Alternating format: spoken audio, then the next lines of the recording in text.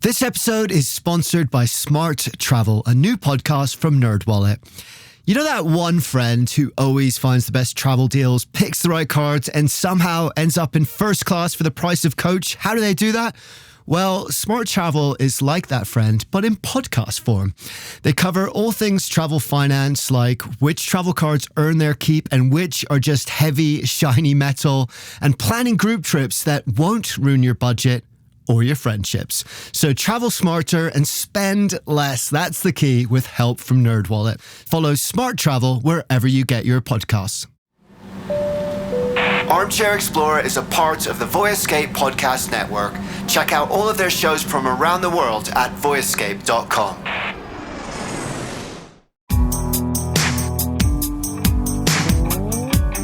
Hey guys, welcome to the Armchair Explorer, where the world's greatest adventurers tell their best story from the road.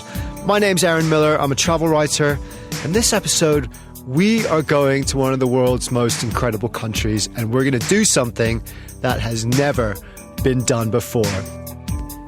Christian Pondella is one of my favorite adventure photographers. He shoots for Red Bull, he shoots just about every extreme athlete you've ever heard of, and he shoots absolutely beautifully. And his best story from the road, the most extreme, insane place he's ever been, which is saying something, is somewhere that no one else had ever been before. We are going to the Greenland Ice Cap, one of the wildest and most remote places on Earth, to find a moulin, a giant hole in the ice. And then we're going inside it. That's right, we are descending into the ice cap. We're actually going inside it. It's a place that no one had been before. They had no idea what they would find. And spoiler alert, what they found was terrifying, breathtakingly beautiful, and crucial to our understanding of how glaciers work, how ice caps melt, how sea levels rise, and how climate change is affecting us all. It's going to be epic. So if you want to follow Christian, and I think you will after hearing this, his Instagram is just awesome, and you can find it at Christian Pondella, that's Pondella, and also by checking out his website, christianpondella.com.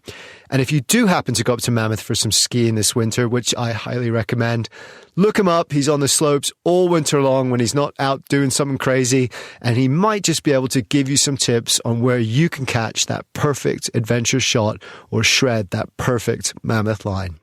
So we're just about to get on with the story, but before we do, and really quickly, remember, if you're enjoying the show, it's free, but there's a lot of work that goes into it, and you can help by spreading the word and helping this community grow. Tell a friend, a fellow explorer, leave a review on your favorite podcast app. It really does make a huge difference. I'd also love it if you'd follow me on social media. My Instagram name has actually just changed. I got bored of having to switch different handles on different platforms. So now I'm just Armchair Explorer Podcast across both Instagram and Facebook. Don't worry if you follow the old name, it just automatically updates. And please, if you can, sign up for the newsletter too at armchair-explorer.com. Every few weeks, I send out a very short email with some awesome travel and adventure things to read, watch, listen, and do. It's free, it's fun, and I think you'll enjoy it. Remember, you can also book trips inspired by the show. I have links up on each of the website episode pages, or you can reach out to me directly because I am setting up an adventure travel agency, which is very exciting and really just means me and you connecting one-on-one and using my close to 15 years experience as a travel writer for the likes of National Geographic and the London Times to help you plan out and book your ultimate adventure. Let's make that dream trip happen. But don't worry about that just yet, because right now, one of the world's greatest adventure photographers is going to take us on his best story from the road. We are about to descend into the unknown. Are you ready? Yeah, me too. Christian picks up the story talking about how he got his big break in photography, which, by the way, wasn't something he had initially studied or planned to do. He just kept going up into the mountains at Mammoth with his friends and kept taking his camera and kept getting better and better until suddenly, by chance, a moment arrived and it changed his life. One day I was skiing on the mountain and met up with this guy, and we skied most of the day together.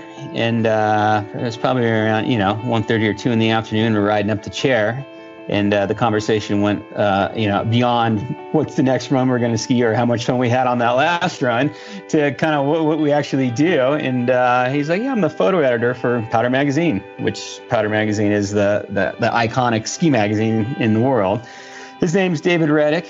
And I told him, hey, I take pictures and I like taking ski photos. And he's like, send me something. He send in the submission. He gave me a call after looking over my photos and gave me some really good constructive criticism. And I took that and went out again with good friends of mine who were trying to get into the ski world as professional skiers. And we went into the mountains and spent like 4 days camping and skiing peaks just in the backyard here. And my friend Hans Ludwig ended up writing a story for it about the adventure, and I sent in the photos. And then that following year, it ended up being a feature in Powder Magazine, and that was my start to my photography career. And he never looked back.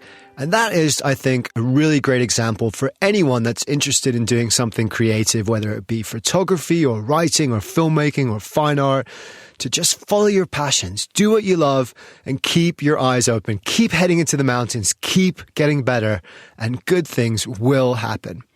But photography is also more than that for Christian too. I think for me, it gives me just an appreciation, like where I live in Mammoth Lakes. I live in such a beautiful place, and I guess you could take it for granted. You've got access to these beautiful mountains, and I'm fortunate to where my house, I just walk out on my back deck and I got an amazing view of the mountains. And, I look at it every day, and, you can take it for granted because it's there every day. But then, you'll get these amazing moments where the clouds build up and you get this crazy sunset, and I'll just walk out on my deck and take a picture and put it on the computer and develop it and just be like, my God, look at this, and it grounds me in that regards, where it's like, don't take it for granted. And this is an amazing place, and you're fortunate to be surrounded by so much beauty. That is exactly what photography means to me too. It grounds me. It makes me present. It makes me look at things closely. And those moments of stopping and noticing and being in that moment with nature and wildness always makes me feel grateful, just really, really grateful to be there. And that is why I love it. And that's also why it's such an amazing hobby for anyone that loves travel and adventure and just getting outdoors. So stick around, because at the end of this episode, Christian's going to give us some tips for adventure photography, which I think you're going to find really useful, whether you're shooting with a big proper DSLR or just that little phone in your back pocket. But back to that big break, because after that first assignment, Christian kept chipping away at it, kept having fun with his mates, documenting their trips, perfecting his art, getting better and better, until one day, a little company called Red Bull knocked on his door. That was about 20 years ago, and he's been going on some of the most incredible and frankly insane assignments for them ever since.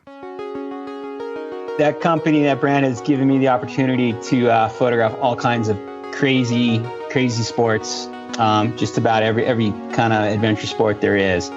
And over the course, with the athletes they sponsor, I've had the opportunity to shoot like a lot of, I guess you'd call them world record attempts and stuff like that. So, I've had a snowmobile trying to do a distance record of over 300 plus feet. That's a jump. He's actually talking about jumping a snowmobile the length of a football pitch. I don't know anything about snowmobiling, but I'm pretty sure they're not supposed to do that. And if you think that's bad, well, that's nothing. I had a friend of mine who was a rebel athlete skydive out of an airplane without a parachute, and he landed in a little net that was like 100 feet by 100 feet. That was probably one of the crazier things that I've seen. Yeah, I guess it would be, because skydiving without a parachute is basically just plummeting to your death. And the net, well, check out my social media. I'm going to share this video. It's terrifying. The guy's name is Luke Akins, and the net is only like 100 feet across, and he's got to hit it from 25,000 feet high, traveling at terminal velocity, which, by the way, is a well-named speed in this instance, because if he misses, well, just imagine what would happen if you dropped a grape from the Empire State Building. Yeah.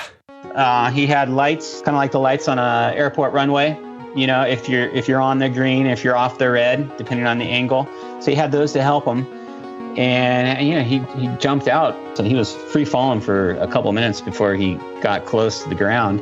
Here you are watching this happen, and, you know, he's got his wife and his kids on the ground right there watching. It's things not to bring your wife and kids to. I think skydiving without a parachute into a tiny little net is probably as close to the top of that list as you can possibly get. They say Red Bull gives you wings. They don't. Completely insane. Speaking of which, that's where we're going next.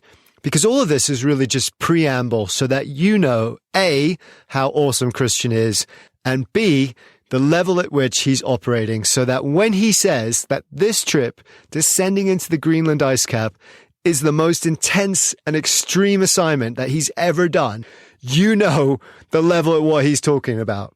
And that is where we're about to go. But first, let's meet his partner for this trip. Pro ice climber, Red Bull athlete, an all-round awesome guy, Will Gadd. Will Gadd is he's a Red Bull athlete, and that's kind of how we got connected. Is when I first started working for Red Bull. And you know, over the last 20 years, him and I have been on a ton of amazing adventures. Primarily ice climbing, but some rock climbing, some paragliding. But it's usually ice climbing with him, since that's his main sport. Will Gadd is a legend. He's put up some of the hardest ice and mixed routes in the world. He's an X Games triple gold medalist. He was the first person in the world to ice climb Niagara Falls, which is nuts. So basically, when Christian and him get together, gnarly things happen. The crazy adventure started back, I believe it was 2007 when we went to Sweden. And the idea of the trip was to go ice climbing underground in these mine shafts, or these old mine shafts that they didn't, you know, kind of abandoned, I guess you would say. And we knew that there was ice that had formed up in these mine shafts, you know, like 200 feet, 300 feet below the ground. So that was kind of the start of going into the ground with him. Underground ice climbing. That's a new one on me. And actually, it was a first for the guys too. Will said the ice in there was so beautiful, so sculptural, that he felt like a vandal in a church chipping away at it. I love that description. So yes, they have done a lot of crazy stuff. But this trip was also one of the most important, because the more Christian and Will worked together, the more they wanted their adventures to be about more than just pushing physical limits, more than just giant snowmobile jumps and suicidal parachuting. They wanted it to mean something. So Will ended up actually doing a project in Alaska where he took a bunch of glaciologists into the Athabascan Glacier itself. That was cool, but it wasn't quite big enough. And then that project fueled him finding a glaciologist who studied glaciers in Greenland, Jason Gulley. And he spends a lot of time in Greenland on the ice cap, studying the glaciers, using instruments, calculating the movement, basically to find out how much freshwater melt off is going into the sea. And he started this project with him, to where the idea was to go into a moulin, which a moulin is, if you ever see these beautiful photos of glaciers or video where you've got these like gorgeous rivers of water, and eventually they drop into a hole and disappear into the glacier, and that hole where that water melts into is called a moulin. And then eventually the fresh water goes into the moulin, and then it goes beneath, between the ice of the glacier and the rock bed, and it kind of lubricates the two, and it eventually flows into the ocean. And that is what affects how much the glaciers are melting and how fast they're moving to the sea. And that affects sea level rise. Greenland lost more ice last year in 2019 than any other year on record. 532 billion tons of it. That's a ridiculously big number to comprehend. So I actually did a calculation, and that's the equivalent of, get this, 5 million aircraft carriers. 5 million gone in 1 year. And the rate at which the ice is melting has been increasing rapidly since the 90s too. It's currently faster than anything that's been seen in the last 12,000 years. So we can expect that number to increase. Glaciers are the canary in the coal mine of climate change. Because they're so sensitive to small changes in temperature, they act like an early warning system for what's happening elsewhere on the planet. And by actually going inside a moulin, these giant holes in the ice sheet, the measurements and science that they can do is unlike anything else that had been done before. Sometimes, to learn something no one's ever figured out before, you have to go somewhere no one's ever been before, too. Traditionally, Jason would drop instruments on a long cable down into these moulins and get readings like that, but had never gone inside one of these. So for this trip, it was a 2-part trip. We had to go there in the summertime. It spent some time on the ice cap exploring to try to find a moulin. And then the idea was to return in October before it was full on winter, but it was cold to where there was no more water melting. And we can actually rappel into this moulin and explore it from the inside. Nuts, right? They were going to abseil, rappel from the middle of nowhere in the Greenland Ice Cap, hundreds of feet, into a gaping, pitch-black abyss that could very well swallow them whole in any number of ways, never to be seen again. I mean, awesome, but nuts. But actually, they wanted to go a step further than that. These guys, as crazy as they are, Jason's an expert cave diver. So he goes down into the caves with water and does the crazy, scuba diving, which to me seems completely horrifying because you hear all kinds of stories of people going down in these caves and not coming back out. So he, according to Jason's calculations, he figured, and a lot of these moulins have what's called a sinkhole at the bottom, and it turns to water. So they thought that they were going to rappel potentially 200 meters into this moulin and hit water. And then they wanted to put on scuba gear and explore into the water and go even deeper. What? I mean, abseiling into a moulin is one thing. That's extreme enough. But then to get down there and actually scuba dive underneath it is like extreme squared. But extreme adventures is what Greenland is all about. The town we were at was called Inuit, which is on the west coast, and it's on Disco Bay. And it's one of the main kind of like iceberg places for people to go to see icebergs. And the icebergs come right off of the ice cap goes right into the water right there. So from town itself, you just stare out and see icebergs floating in the bay. It's incredibly beautiful. But then you can actually go for a walk along the edge of town, along the coast, and go to the point where the ice cap meets the ocean. And it's this gorgeous little bay in there, and there's whales in there swimming all the time and breaching, and so you see that. The way the town is, it's these little houses that are incredibly colorful, bright yellows and orange and greens and blue, and it's super picturesque. And people are super nice. Lots of husky dogs, in the wintertime, it's a necessity to have your dogs take you out to go hunting for food. It was cool. And for that first trip in August, we spent a lot of time in the town of Inuit. So we got to kind of immerse ourselves in the culture. And it really is an amazing culture. Approximately 90% of the country is Inuit, and they still live a very traditional life, living off the land, following the seasons, hunting musk oxen, caribou, and seals, taking only what they need to survive. And as we'll see, surviving is not easy in a place like this. More than 80% of the country is covered by ice. If you've ever flown from the UK to America, if you're lucky and you get a clear day in a window seat, you will pass over Greenland, and it is the most incredible thing you'll ever see. Just endless white space, absolutely untouched and wild. Whenever I see it, I just want to jump into it, to experience what it's like to be immersed in nature that pristine and vast. And they actually got to do just that. They spent a few days in the small little town of Ilulissat watching the crystal blue icebergs float through the bay, and then it was time to head out onto the ice sheet itself, where the adventure proper would begin.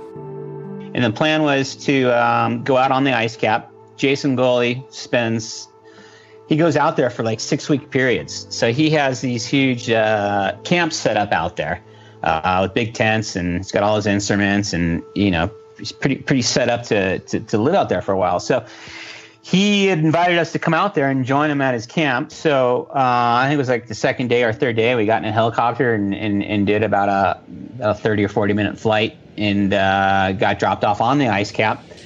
And it was summer, still got really cold at night, but the days when it was sunny out were nice. But on the Greenland Ice Cap, it's kind of like if you go out there, it's just flat as far as the eye can see, and it's really windy. It's the characteristic of it. So we'd had some nice days, but then you'd have periods where you'd have these 40-mile-an-hour wind, just constant, just blowing. But it was kind of more of an exploratory mission, and it was kind of to get our bearings on the ice cap and try to figure out where the moulin was that we wanted to go back to explore, and which we did. We found the perfect moulin. When you see them come up to this thing in the video, which I will share and put up on the website, it's kind of terrifying.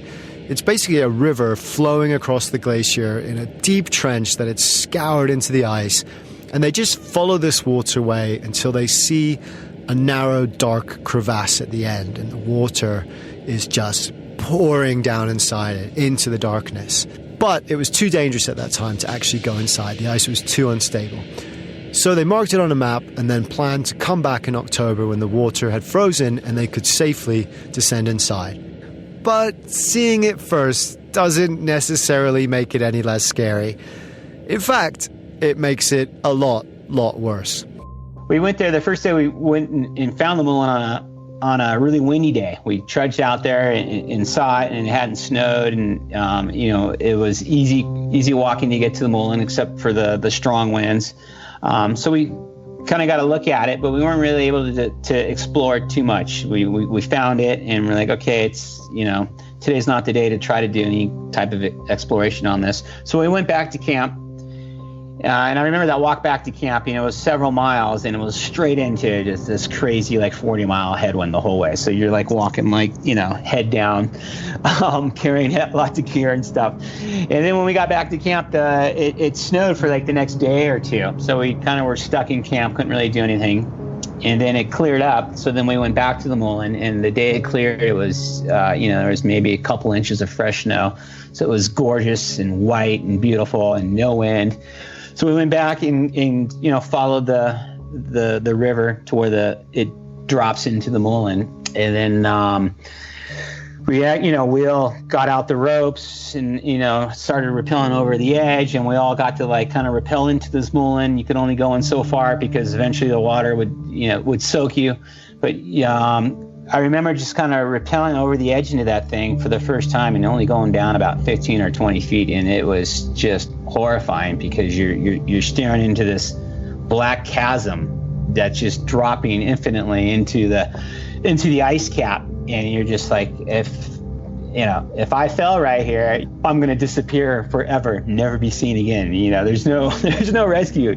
But it was even more horrifying knowing that we were going to go back and go to the bottom of that thing. So the whole time, for that 2 months when I came back home and knowing I was going back, it was really unnerving for me. I've done a lot of trips where, you put yourself in dangerous situations. But for this one really kind of more than others was really, really unnerving knowing what we were going to do, No chance of rescue, no guarantees of safety, one of the most remote places on the planet, a pitch black abyss. Just imagine staring down that in that wild place, knowing you're going to have to come back in a couple of months and go inside. Returning in October was significantly different in that it was so much colder when we went back. And, it was early winter. And when we got dropped off on the ice cap, temps were minus 20, freezing cold. And, there was maybe a 48-hour period where the winds never stopped blowing below 40, and you're so exposed, and it was just brutally cold. If you walked outside, you couldn't be out there for more than a few minutes, and that's fully clothed up. So Will, the first thing was clearing out all the snow, kind of chopping it away, opening up the hole a little bit bigger so you can drop in without stuff falling on you. And then Will rigged the ropes to go down to the bottom of the moulin, and on his way down, he would do a lot more cleaning up because there's a lot of free-hanging icicles and stuff.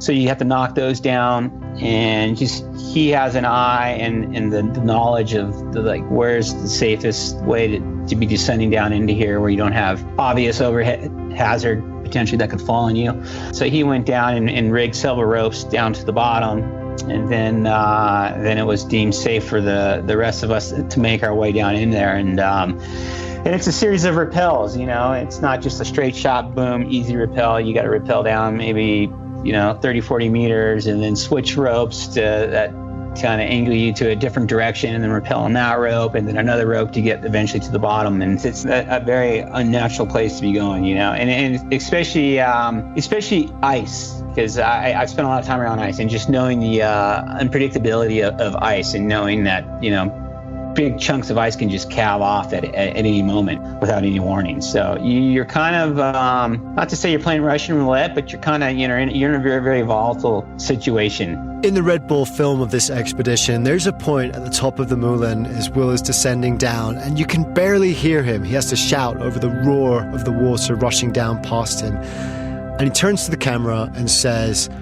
"I've been to some wild places, but this beats everything."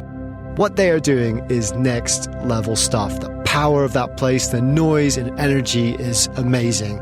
And it is volatile and dangerous too. Glaciers move. They are literally rivers of ice. And because of that movement, they are changing all the time. Things collapse, break, there's icefall. Nothing is secure. The waterfall from August has frozen over, but the wind is relentless, and they have no idea where it will lead or how the conditions might change.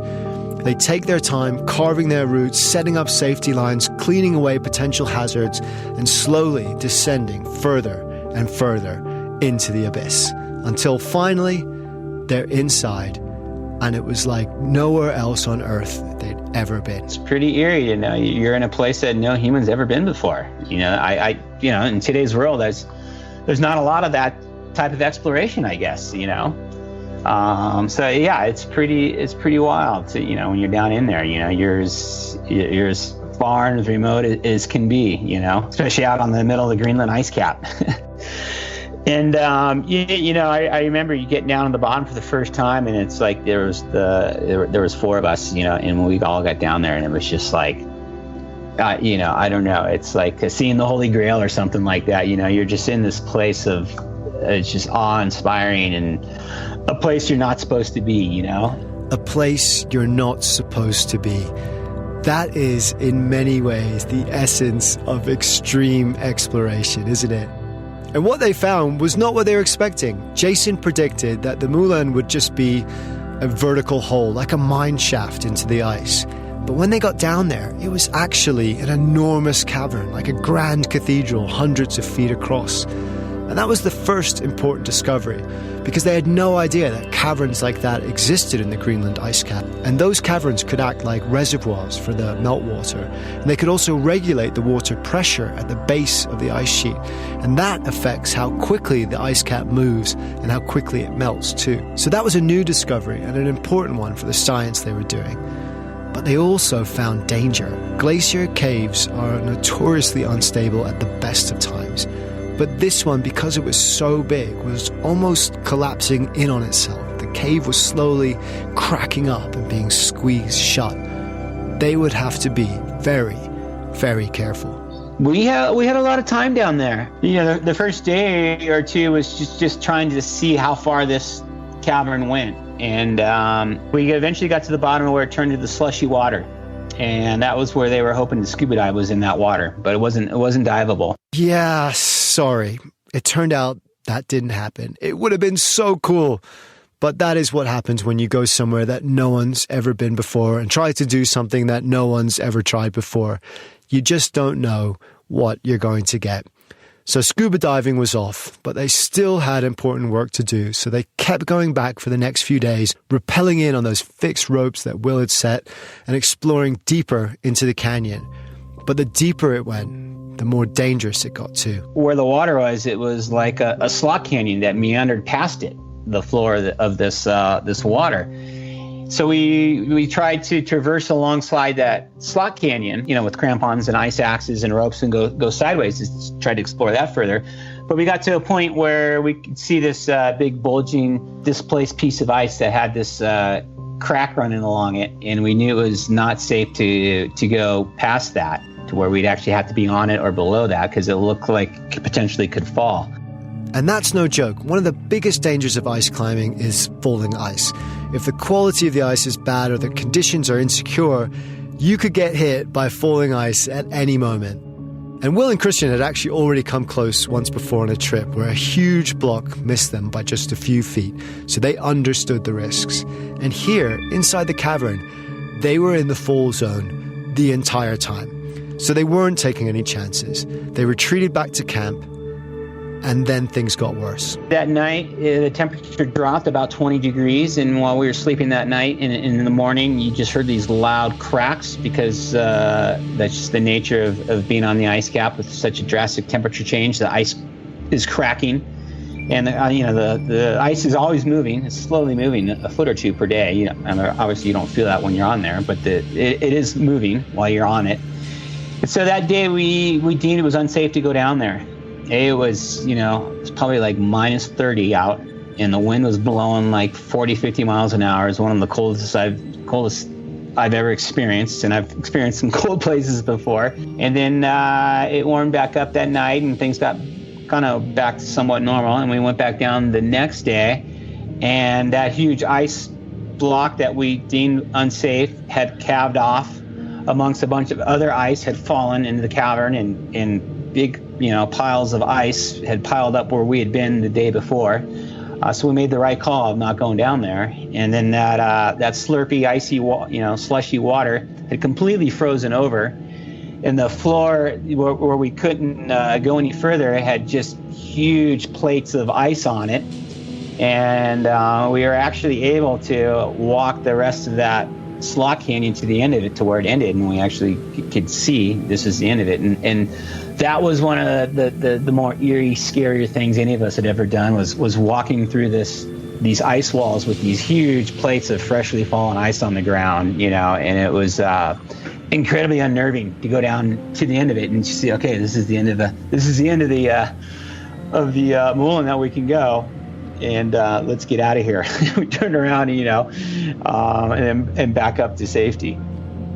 The first goal of any adventure, of any expedition, is to come back home. So they didn't get to scuba dive under the ice cap, but they did get to come home safely. And they did explore just about deeper than anyone had ever been before.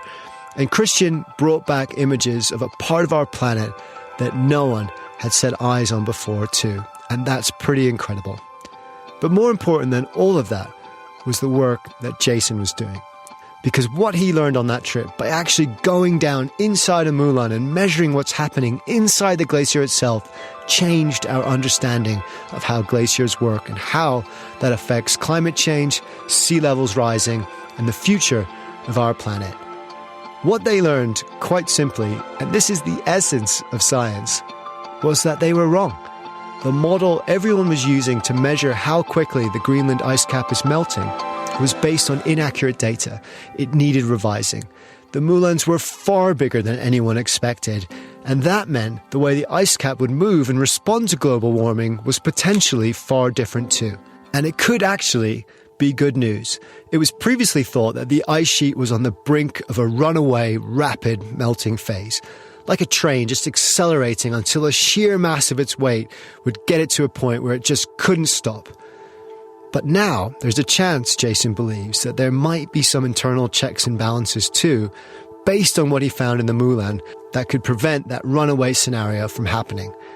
That doesn't mean the ice isn't melting, and it doesn't mean there aren't a lot of imminent dangers, but it could be slower than was originally thought, and that could be good news. More work needs to be done, but the only way they could have discovered that was by going inside, by descending into the unknown. Will and I have been going on these amazing expeditions for, 2 decades now, just to go ice climbing.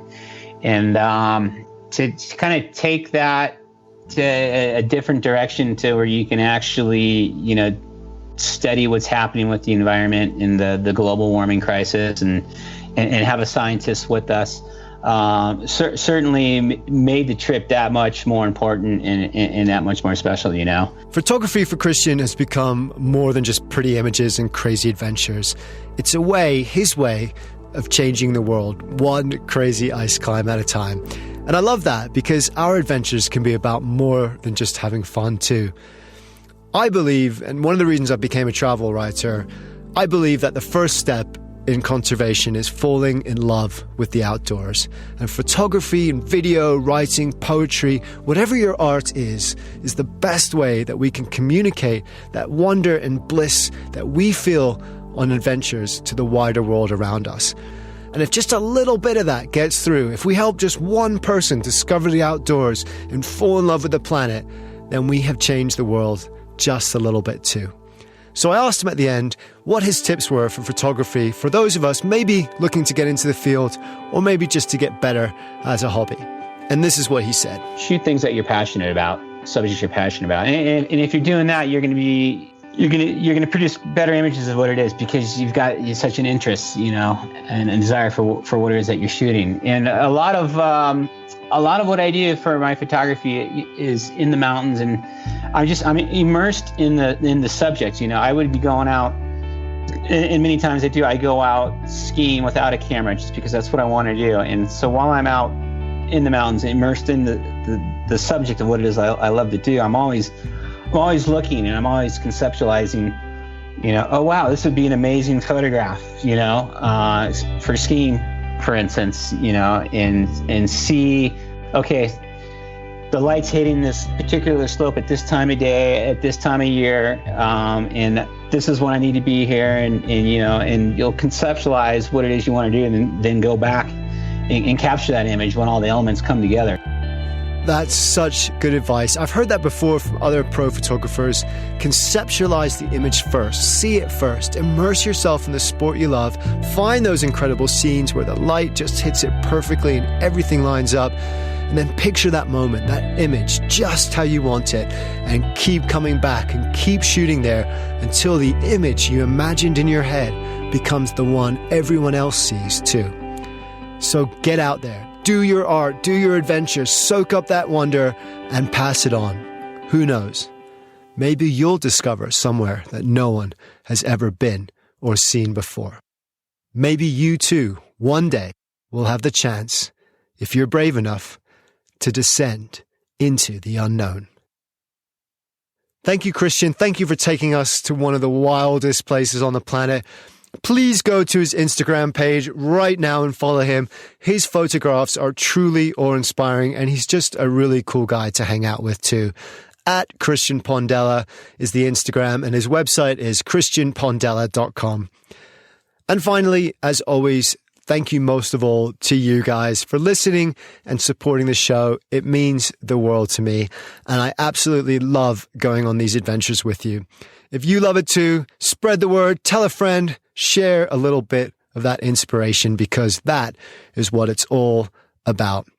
Remember, the more we look for wonder in the world, the more the wonder of the world becomes a part of who we are. Dare to be truly alive. Quick question. Do you want travel tips from people who have actually been there? Our show is co-hosted by Tim Johnson, an award-winning travel journalist who's been to more than 145 countries around the world. And I'm David Brody, the other co-host who's been travel podcasting for 20 years while traveling to 50-plus countries around the world. In about 10 or 20 minutes per show, we break down a destination with the kind of insight you usually only get from long guidebooks or hours of research. So if you want expert advice, zero fluff, and travel inspiration that you can actually use, search for Travel in 10 wherever you listen to podcasts, or you can also find us at boyescape.com. Hi, I'm Pauline Fromer, host of the Fromer's Travel Podcast. We post new episodes weekly, detailing the kinds of money-saving tips and cultural insights that will make your trips richer without making you significantly poorer. We do so by interviewing real travel experts like TV host Samantha Brown, Fromer's authors from around the globe, and such public figures as Free Solo's Alex Honnold. It's a fun travel party. I hope you can join us.